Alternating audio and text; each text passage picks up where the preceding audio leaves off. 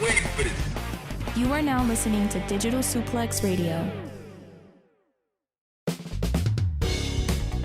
Today, we're going to talk about the, I guess now infamous Sasha Banks, Naomi walkout. I think last night at Raw was like a little discrepancy between Sasha Banks and Naomi about where their position was with the tag team titles, about the main event that was kind of rushed at the end of the night, and, you know, their future going forward. So there's a lot to talk about. Shane, I know you woke up to the news. So what are some takes that you've been seeing, and what's your take on this whole situation? And then I'll go. Right. So just on Twitter, that's where I find most of my wrestling news, just looking at wrestling Twitter, which is, you know, a pretty abysmal place anyway. So it's pretty dark over there. But anyways, like, it was a lot of back and forth just between the idea of like professionalism versus like sticking to your guns as a worker. So like, it was just this constant like back and forth of people like talking about how Sasha and Naomi were being unprofessional and they need to learn how to do the job they've been told, you know, a lot of that bullshit. And then just a lot of people, you know, pointing out they're actually pointing out like when this happened to like Ronda and Charlotte, back when they had like the whole thing with the way they exchanged the titles like that, and they were like totally against it, and it caused a lot of problems backstage. They talked about like how they didn't really release a statement for that or address it like, you know, in that kind of way. But when it comes to Sasha Banks and Naomi, two black women, then suddenly there's a problem. Suddenly Yeah, we're gonna get into everything that happened and everything that was said, but I'm gonna stop you right there, because I do feel like a lot of the things I'm hearing from like some tips that people were saying backstage about how John Laurinaitis was saying they had a bad attitude, quote unquote, definitely referring to them being black. Definitely, that's where the connotation is coming from. Obviously, I feel like people give a lot of shit to black women wrestlers just whenever this happens, or like just anything kind of that's easy to critique. Going off subject, Jade Cargill, we talk about her all the time. A lot of that hate was coming from, I feel like, and a lot of people don't want to say it because I feel like it's just been engraved into them just to criticize us as a people. We can get into that. That's a whole nother story. But I feel like they came down harder on Jade Cargill. Going back to Sasha and Naomi, you know, Sasha has had a previous, I guess you could say, history with not being too, you know, accepting about what WWE got for her. Like, I remember her being visibly mad coming out, defending the tag belts with Bayley. She's been open about expressing herself in the past, stuff like that, which I feel like is fair. You know what I'm saying? Like, if, you know, we're unhappy with our boss, of course we'll talk amongst each other about like, I don't like how this is going. And they both went to higher ups like Vince McMahon, I think twice, and John Laurinaitis, to voice their opinion because they weren't happy about what was put in front of them, which is completely logical. But I guess they asked one too many times, and then they got deemed unfit. I guess, what is it called? Like, kind of like difficult to work with is what they were saying. So I think that's BS though. Yeah, absolutely. I totally 100% agree. Like, yeah, because I mean, like, Sasha has always been very vocal about the things that WWE is trying to make her do, and she's even taken time off before. You know, she went to Japan and stuff like that, and, you know, spent time there. But yeah, it's just like, yeah, like, power to them, basically. Like, you know, I think they know their worth, and like, especially Sasha, like, because Sasha is like, she's kind of on the like trajectory of like a John Cena or The Rock, in which she's kind of transcending the WWE and kind of eclipsing that. And like, you know, because she's been on The Mandalorian, like she's super like popular just in mainstream culture. And the WWE needs to start like acknowledging that, and like, you know, treating that with respect, because she could totally leave today and have like most wonderful career outside of wrestling. Yeah, I think Kevin Hart requested her for a role, and she's in Disney Plus, like you said, Mandalorian. And it's weird to think all those WWE original movies they push about The Miz, Dolph Ziggler, Shawn Michaels, but like, bro, fuck all that ugly ass WWE Studios, the chaperone bullshit. Bro, Sasha Banks is actually in dead ass like Disney George Lucas licensed feature length fucking episodes on The Mandalorian, like movies and shit. She does like real shit, and like bro. And like, so like it's, and even Naomi, like, these are two wrestlers who like kind of got over and like got the fan base they did just based on them. Like, it wasn't about the way that WWE presented them. Like, it was like who they were. That's what connected with the fans. And like, you know, and people talk a lot about this when it comes to Naomi too, because they see like how popular she is just with casual general audiences, and like just like on Twitter, like on the internet, how famous, like how popular she is because of like her looks and the way she, like her entrances and like the way things you could do in the ring. Like people really resonate with that. And so like she's like really big kind of outside of wrestling in that regard too. And like it just, these are two wrestlers who you don't want to just be doing that shit to. And like, you know, I think it's great that as workers they're getting together, they're realizing that they're like, actually no, like we have the power here, like we're the ones that do this shit, we can have some say over it, and we should be able to have that freedom. And they fucking did it, and like power to them. Absolutely, bro. And I was gonna say, you know, a lot of people are turned off for the fact that they walked out. I'm not really going to defend a Fortune 500 company who's like trying to lie on also their talent too, saying like, oh yeah, they put the belts on John Laurinaitis' table and walked out, because that's not really what happened. Or it's conflicting stories at the very least. Mm-hmm. And the stories that outweigh WWE story, because they actually put out a statement saying that the shit is scripted. That's crazy. So you know it's not no work. So the stories that are conflicting with WWE are from like multiple, like Sean Ross Sapp, et cetera, Fightful reports and stuff like that. And they're outweighing WWE. Also, I want to talk about a Twitter follower, a Twitterer, I don't fucking know, a Twitter person that's actually cool with Naomi. And, you know, it's the only person, like Naomi follows them, so they real close, they're like real underground. They were saying like, and I didn't even have the shit ready, hold on. They were pretty much in Naomi's corner. And they were like, you know, you're approaching February about being put in a tag team after both being promised big feuds at WrestleMania. You bite the bullet and put everything you got into being a tag team. It works, you get over. 5 weeks into your reign and you show up to TV and ready to work. You're told you'll be in the main event. You're happy. You're both been told that you will be going over by pinning one another. So basically, long story short, they got promised like a big match at WrestleMania. They got promised, you know, like a long-standing feud, and WWE are saying that they are disappointing them because they you know, they always follow through on their plans and stuff like that. But that's not true, because as you see last month with the Bloodline and RK Bro, they were supposed to unify the titles, but they didn't, because WWE dropped that shit. Yeah, they dropped it because they dropped WWE are known for dropping last-minute storylines like easy. You know what I'm saying? So, you know, Sasha and Naomi get promised something. They see how things are going. They know the deal. They backstage. They actually work there. So they were unhappy with that. And I feel like that's justifiable in being upset. Yeah. And the thing is, like, and here's the thing. If we're going to talk about professionalism, the WWE is like, they probably deserve the least amount of professionalism from their workers with the shit that they have put them through. Like, I mean, if that's all they did was put the titles down and just walk out, like I would have loved to see them do more than that shit, because WWE has done a lot of horrendous things to their workers with no like second thought. Yeah. And to like, you know, bitch and cry about unprofessionalism when like the entire like structure of the WWE is like this inhumane and like unprofessional like structure of fucking over your wrestlers and then taking all the profit for yourself. Exactly. You know, so, and then, you know, Vince McMahon, it was, I think I read something just recently before I came in the house that said Vince McMahon, you know, he fed lines to Corey Graves. This is something big word, unprofessional, some like really like actually like blurring the lines, like feeding Corey Graves getting shit. But, you know, like why try to paint that narrative when you know what the deal is, that you're not upholding your promises to your employees that bust their ass for you, don't even have insurance through you. Mm-hmm. You know what I'm saying? So I don't know. I don't know why anybody would be drawn to work for WWE as that's the goal. Like if I'm trying to be a professional wrestler, I think I would just want to be a very successful professional wrestler. You see what I'm saying? Like why go work for them? Like this is a horrible look for WWE in my opinion. I'm more mad at them than Sasha and Naomi. You know what I'm saying? Absolutely. Oh, absolutely. Like the WWE, like like I've said, like they deserve much more than just wrestlers just walking out on them. There probably need to be some fires set in some offices, as far as I'm fucking concerned. But like, yeah, for sure. And man, I lost my train of thought. I'm sorry. No, you good. No, you good. But yeah, it's just bullshit. What's going on? What do you think they're gonna do for the belts? Do you think they're gonna think of something or? Well, so I wonder. So the other like side of that is there are still those people that, you know, think they're super smart and that they're smarter than everyone, and they're talking like, man, it's a work. This is all an angle.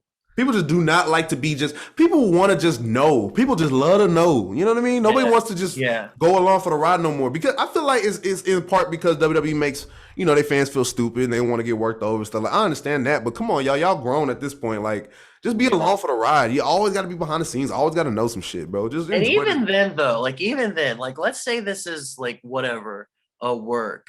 Like, we know, like, the business practices of WWE. It's very well documented that this is shit that they do all the time in terms of how they treat their workers. Like, remember, like, during the initial, like, pandemic releases, like Drake Maverick, for example, like he had this whole, like, emotional video, like, on Twitter about, like, just how heartbroken he was and, like, just, kind of everything he was going through. And then they used that. They brought him back and they used that video and, like, made a whole storyline out of it. Like, out of, like, the way that he was mistreated.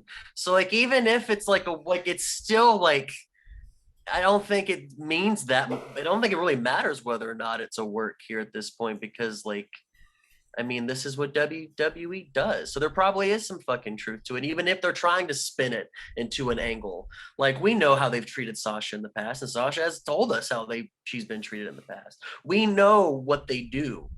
Like, we know, like, how little they think of their workers. So, like, I mean, why would you do that? We already know, like, if you're this is a horrible storyline to do if that's a work. Man, WWE, they'll do some dumb shit like that. And also, I want to say, is it a work? If you got a question if something is a work, you know what I'm saying? Like, what does the company gain out of it then? Like, if you want to blur the lines that bad, going back to, like, WCW, like Vince Russo, if you want to blur the lines that bad, let's take all the titles off of everybody because I'm the new writer. What's in it for y'all? Like, I know it's like a moment, or I know it's like, what's the payoff here, really? Yeah, I know it's like 100%. A buzz thing, but, like, what's the 100%? Yeah, you're totally right on there. But yeah, no, Sasha and Naomi, they're totally 100% right. They're awesome. I'm glad that, like, as workers, they're sticking together, and I hope this inspires, like, especially if, like, they have their demands met, which they fucking should, obviously.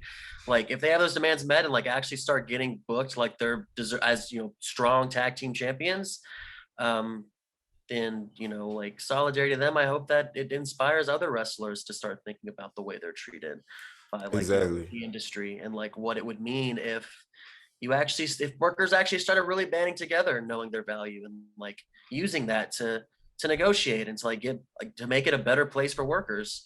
There you go. And exactly, bro. I've walked out of plenty of jobs because they haven't, like, met my needs. I've been treated like shit. I have better options somewhere else, or I'm financially stable. I've walked out of plenty of jobs. Ain't nothing disrespectful about that, because if y'all weren't disrespecting me, or if I was getting treated the way I was treated, like I'm worth something, I still be here. But, like, I'll walk out of a job so quick, bro. Like, so props to them for doing it on that big a stage to where everybody can criticize them and stuff like that. That takes some nuts, because, like, and it also shows that, like, when your workers aren't happy, they can completely shut down anything.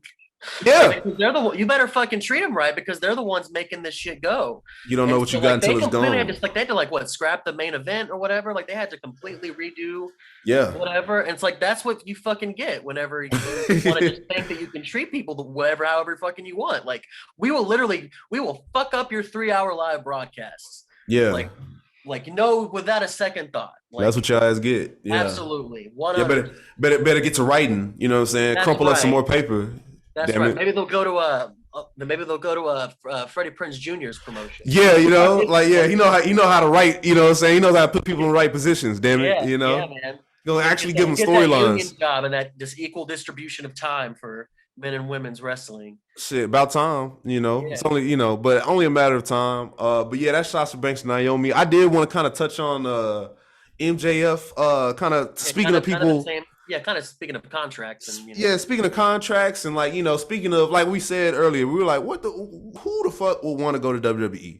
MJF. That's the answer, guys. All right. Thanks for watching. I was playing. So MJF coming to WWE. Well, here's the thing. You know how MJF is. I know your take on MJF. I know you're not really feeling him like that, or am I wrong? Yeah. I don't hate him, but yeah, like, there are elements where like, you know, I can get behind him. Yeah, I gotta give MJF his flowers. You know what I'm saying? I gotta say he's one of my favorites right now. Like, you know, a lot of people say, "Oh yeah, I like Zack Sabre Jr. I like Kenny Omega." Bro, MJF one of my top dogs right now. And yeah, I'm loving the Wardlow thing. Exactly. Honestly, that's the best storyline AEW has right now. Making Wardlow look like the biggest fucking deal. Like, and and see what happens when you use MJF correctly. Not only just, and like you can say like, oh dude, he cussed out her. Oh, he called her a meth head. Oh yeah, like that's just like cool and crazy. Like yeah, he got promos. Like he got promo skills. He can talk. But look how important he is. Look at the CM Punk MJF feud, and don't tell me that was one of the Punk's best feuds. Look at the Wardlow shit. Like who the fuck heard of Wardlow 2-3 years ago?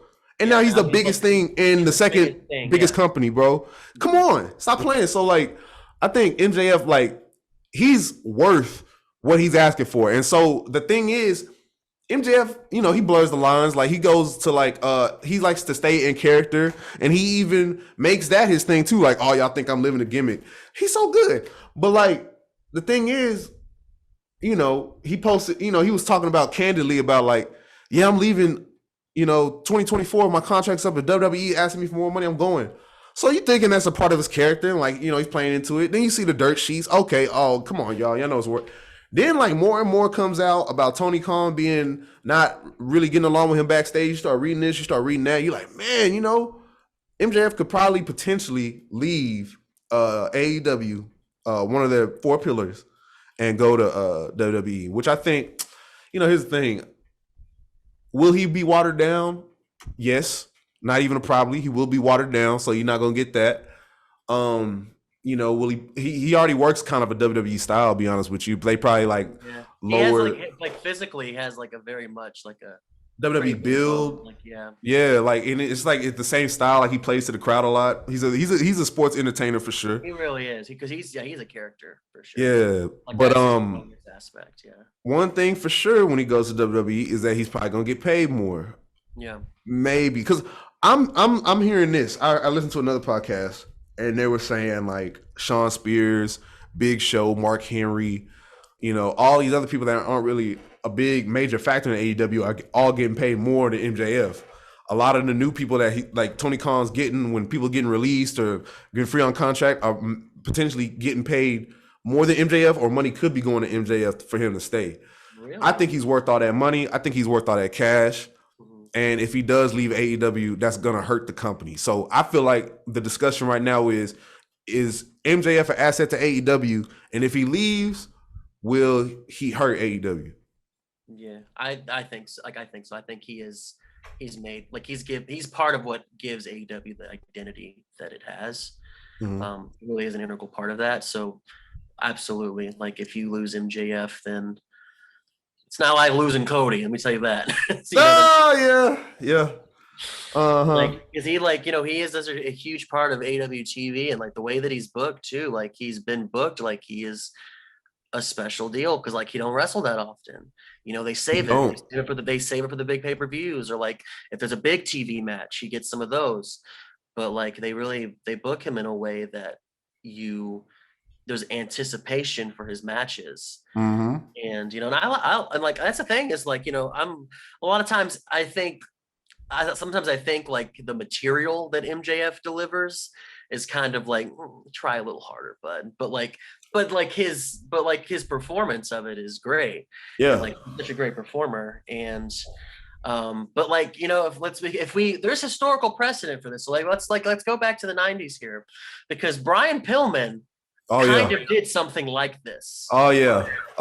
He did something like this whenever he was leaving WCW. Right. Like, he kind of went on this like weird, like, blurring the line. He kind of was one of the pioneers of that. He was, popped up at ECW reality thing, mm-hmm. and trying to blur it. Like, he was, you know, calling Kevin Sullivan Booker Man, like, on television, you know, stuff like that. And so like he did that when, like, I think whenever he left WCW, like he went to WWF, and like he was kind of trying to go back and forth to get more money, basically.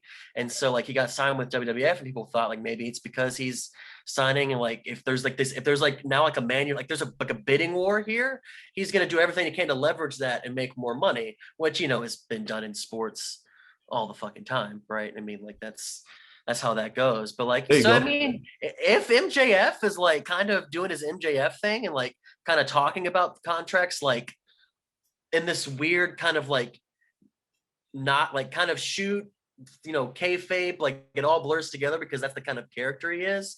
But also like as a businessman, like that would make more sense to like do that. So like using that to your advantage. And then Man, you end up getting Tony Khan, handing over the bag in 2024. And that's a chess move. That's a chess move for sure. That's long term shit. That's what that is. Man, Brian Pillman, he actually, I forgot who it was. I have a lot of wrestling knowledge. I don't got that much, but basically he got out of his contract. He was like, he told, I think it was either Kevin Sullivan or somebody in WCW. He was like, hey, look, release me from my contract so I can do this Bischoff. Promo. Yeah, Bischoff. He was like, hey, if you cut this contract, I can go through this promo. I can stir up some shit. Then I'll come back, and then it'll make Rays go up. Then, he just said fuck it and left.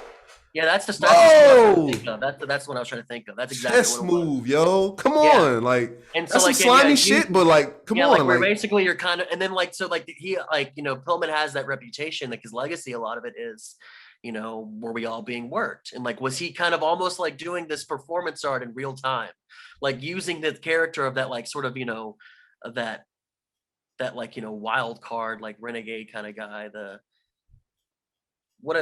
he was loose cannon. That's what it was. Yeah, like he just kind of doing whatever the fuck he wants, and like there was that blurred line of, is this like legit? Is this guy just that crazy? And he was doing that like as a negotiator, like with contracts, and like whenever he like walked up to Vince McMahon and just like just got all up in his space, like no one does that to Vince McMahon, and like he just like like very belligerent like that, like but still like doing it in a kind of character way, but he also didn't work for the company, and it was man, that was some genius shit that he did. And MJF, I think he might be onto something here. See what I'm talking about? So yeah, MJF, man, like I said, bro, I know he's a big asset. He's probably one of my favorites right now. Usually when I talk about like my favorites currently, I'm always like, who's the best wrestler? Who's the best wrestler? MJF is one of those dudes on my list that's just like, I just like him as the character, as like the whole package. Like MJF is dope. That's part of it. Like that's part of being a pro wrestler, is having that presence, like having that like identity that people resonate with, people connect to, and he's got it. I mean, it's it's for very much to tell him to go fuck himself, but like he's still got it. There you go. Yeah, exactly. Yeah, he's doing all the shut the fuck up chants that you hear on TBS television. Mm-hmm. Like, damn, MJF. Letting them know he's doing a good job. That's what it is. That's all that is.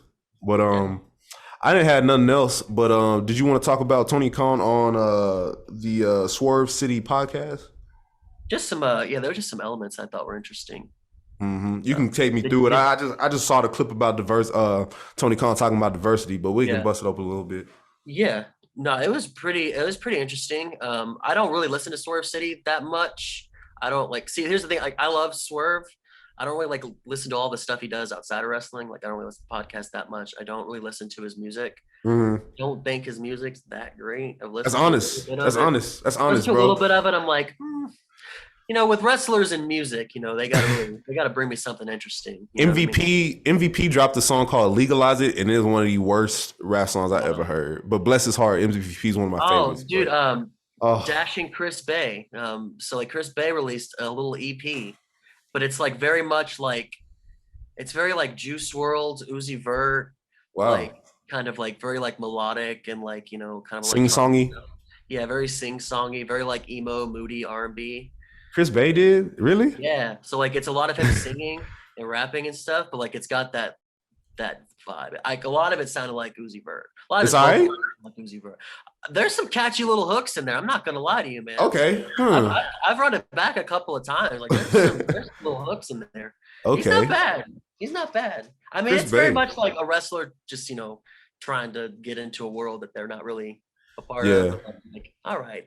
I think Ron Killings is the king of like doing music outside because he was an actual rapper, while he was wrestling. So his shit's pretty decent. I listen to art truth stuff from here to there. You know what I'm saying? Like if I'm going on WWF the music, because I'm such a nerd, wrestling nerd, bro. I go on my WWF music binge sometimes at work if I don't got nothing else to listen to, and like they got some original tracks on there. So art truth's pretty dope. Yeah, and I love when clips of like old like Jim Johnson like in the studio like making all those epic like all those classic 90s WWF themes. He'll like explain them and like walk through them, and it's just like watching a magician, watching a scientist really at work. That's a genius, right? He's one of the most important parts of the Attitude Era, y'all. Hey, remember that. Anyways, my bad. I blanked out for a little bit. Yeah, I'm back. No, we good. So so it was pretty interesting. I stopped like at the point where they like started getting into like current events and news, and I'm like, oh boy. Yeah, so I cut it off at that point. But like all the wrestling that they talked about was so like there was a point where Montez had asked him about diverse superstars and wrestlers, like you're seeing more wrestlers of color, more black wrestlers, brown wrestlers, even more women wrestlers, just more wrestlers from the margins. And they talked to Coney Tony Khan about that. Coney Ton, yeah. They talked to him about that, and he had he kind of gave he gave the like diplomatic like PR answer that you give when like you're the head of a company and people are talking about diversity in 2022. Right. You're gonna have to say something about it. And like he talked about it, but the thing about Tony Khan is I feel like he knows the right words to say. And it's not that I think he's like doing it like, cynically and like kind of just trying to check off boxes. I do think there's kind of a mindfulness to it, maybe, but I think he's more or less kind of apathetic. He's just kind of like whatever he feels people are going to resonate with and like are going to demand, he's going to try to like accommodate to, because that's kind of like been his philosophy so far, is to like listen to the fans, and like sometimes you'll see it when fans respond a certain way, he'll kind of adjust the booking a little bit and kind of follow that. Yeah, he even adjusted the lights when somebody said the lights need to be brighter. Yeah, he did that. Someone brought up like someone made their own like custom like moving render of like a match card, like for like Double or Nothing with like CM Punk and Hangman Page. Like, man, moving renders are so cool. This would be so great. And then Tony Khan replied to it like, wow, noted.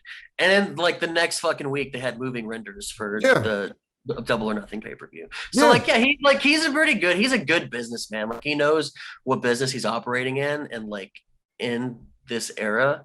And so like I think when people like kind of want to like people want to like dick ride Tony Khan a bit for like how like woke he's been and like progressive he's been in his booking. Like I don't think he's really doing it with like this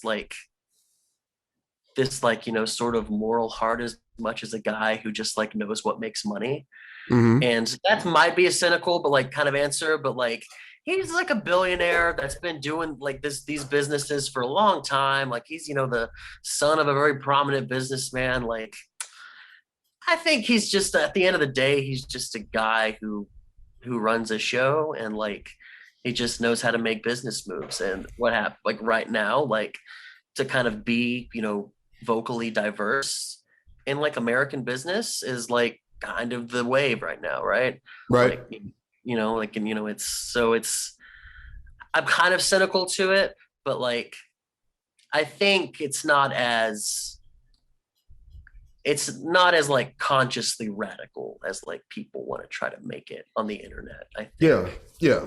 So I know he's a good businessman, and I'm gonna give my takes on this. It's for some reason Zoom is saying I only got 8 minutes left to record this. It's never done that before. God damn it, Zoom. But we'll see what happens. But yeah, I'm gonna get my little take on this. Tony Khan, he's a good businessman. I do think he does respond to fans, and he does like take note of everything that's going on Twitter and like the discussions and stuff like that about putting people of color in like good positions at AEW, which he's trying his hardest. At first, it was still the Bullet Club show. Let's be honest with you, but I think he's signing more and more people of color, like a lot of talent, stuff like that. So his head's on the right.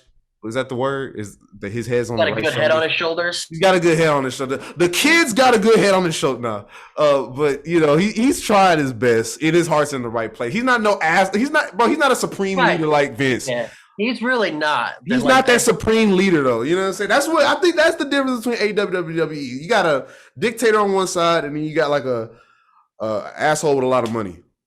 Yeah, basically, and so like I think. I'm glad we see the wrestlers we do in AEW. Like I think they're great, and I think they're getting better. In pretty soon, I'm sure we'll have a black or brown world champion soon, and that's awesome. Yeah. Hopefully, it's gonna be me. No, I'm fucking with you. But I would love to see like a Will Hobbs with that belt someday, because God, he is just Will Hobbs up there. Yeah, Will Hobbs. Keith Lee too, of course. But yeah, I want to see some I want to see some brand new black talent. Like it would have been cool to see Leo Rush get at least a TNT run.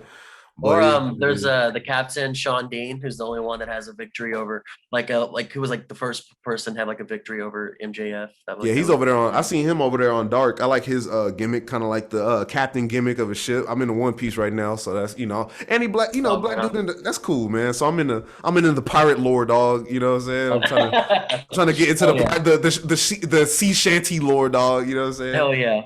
Yeah, and no, the AEW is getting a lot more diverse. There's obviously still problems they have, of course. Like at the end of the day, it's still the wrestling industry, and it's still run by a lot of assholes. People need to remember that the wrestling industry was started by a bunch of carnies and con men. Like, for real. It was literally born out of it's a giant lie. Traveling circus, bro. It's a traveling circus, dog. Like, those roots have not left. Like they're still very much dealing with a bunch of shady people. So don't, I think, try to have some more discernment before people they start praising any little small small measure that a company does that's kind of on the right side of history. It's it's a lot of it can just be a business move too, and I think it's because I'm very cynical toward corporate version of what diversity and inclusion means. So I'm always I'm always kind of squinting my eyes a little bit whenever I see a company start being more vocal like that, because I'm always wondering what's the end game here. There you go. No, go ahead. I was gonna leave it. I was gonna leave us wondering. Yeah, but yeah, that's all I got really. Well, that's all I got too. I didn't watch a lot of wrestling last week. I was busy last week, and I didn't get to watch Dynamite. Oh yeah, Rampage. Yeah. Well, I think Double or Nothing coming up in 2 weeks, man. We could probably cover that a little bit. I'll be watching that for sure. Double or Nothing's gonna be a good show. It's gonna be a good show. I can't wait to see how Paige and Punk turns out. They trying to turn Punk heel or something like that, or they're trying to turn Paige. I don't know what the fuck going on over there. Yeah, Punk. So whenever they go to Long Island, Punk is not received well because of the whole MJF thing originally. That's cool. That's fine. That's like Shawn Michaels in Canada. So he's basically just he's always just going to be a heel in Long Island, and he plays into that. He came out because I saw I tried to catch up a little bit. I watched the John Silver CM Punk match. He came out in the Islanders jersey, right? Yeah, trolling the crowd. But yeah, I actually really loved. We can talk about this. I loved Hangman's promo that he cut, that first big promo about the feud, and you saw this kind of fire, a little bit, Finally, a little, yeah. That's all we asking for. You know? And he was really, he was. Oh, you messaged me about this, but and he was just going off on a tear, talking about masturbatory Bret Hart tribute matches. Yeah, I'm okay, Adam, cowboy shit, let's go. And I liked that because I love it. One of my favorite things about CM Punk is I love it when I get to just cheer for his just beating. When I can cheer for CM Punk to get his ass beat, it's one of my favorite things. It's what I loved about the Eddie Kingston feud that he was in, because he was such a little dickhead in that feud. Yeah, because he's so good at that. Because CM Punk was always better as a heel. He was always He was. Yeah, He's just kind of, because he's got that kind of standoffish, what people perceive as standoffish, that kind of like, yeah, fuck off kind of, presence about him. And so like that really translates a lot like on screen and stuff. So like, I think it's really cool. But yeah, like it looks like, I don't know, just the way like CM Punk was responded. I don't know. It looks interesting, doesn't it? The way that we're kind of trying to push this feud. I'm digging it. Yeah, it is a lot different. Adam Page is like really acknowledging a lot of the stuff that like, a lot of folks have been saying, like I've been saying for sure, about like kind of getting outshined by like a CM Punk, Bryan Danielson. Like he talked about, kind of like all the attention on like CM Punk and stuff like that. And then he just kind of came out and like really pushed back against it and was like, it's not, this isn't fucking, so happy to be in a CM Punk match. Fuck you. Yeah. I like that. You have basically you just pissed me off. Like you have honestly kind of like taking his thunder as like champion a little bit, No, and that's what you're supposed to do. That's what Hangman was supposed to do. And I'm glad that he actually showed some fire in that. I'm glad you brought that up because he been needing that. Oh, absolutely. I loved it. I love that promo. It makes me excited for the feud too. I think they're gonna, have some really, really good segments building up to it. It's gonna be a good match. And finally, and you have to wonder if it's just because it's CM Punk and like, CM Punk, like I've said before, has kind of been like the main character of AEW lately over like since he's been back. Yeah. And like, now Adam Page again, like finds himself in a position where he feels like he's he feels like the story. And I like that a lot. And he's needed that. He's deserved that. And, and I think like that kind of that attitude he has towards CM Punk for it and kind of like it all kind of meeting together like that, all playing out. It's really cool. It's going to be a good match for sure. Yeah, it's going to be a good match. I'm going to give my reply. I agree. That's all I'm going to keep it to because apparently I got a minute and 30 seconds left of the Zoom call. But that's cool. It's cool. I agree with everything you said. I'm looking forward to it. So next time we'll be back, y'all. Digital Suplex Radio, another episode. By the way, shout out Wrestling Bios for the Super Chinlocks Turbo shirt. You know what I'm saying? I'm gonna give a shout out to Wrestling Bios. They got some good merch. Check out Wrestling Bios. One of my favorite wrestling YouTube. I also got a new one. You got Brian Keith. Oh, nice. I saw the Brian Keith word. I was like, okay, that's Brian Keith's shirt. Yeah, it's like a very like pulpy type of thing. I'm digging it. Like Quentin Tarantino movie. Yeah, man. Support y'all local wrestlers. Zoom is so wrong. They said less than a minute. They don't give you the second countdown, but whatever, man. Y'all some hoes. Ladies and gentlemen, it's been another episode of Digital Suplex Radio. It's been me, it's been Shane, and it's been dope. Peace.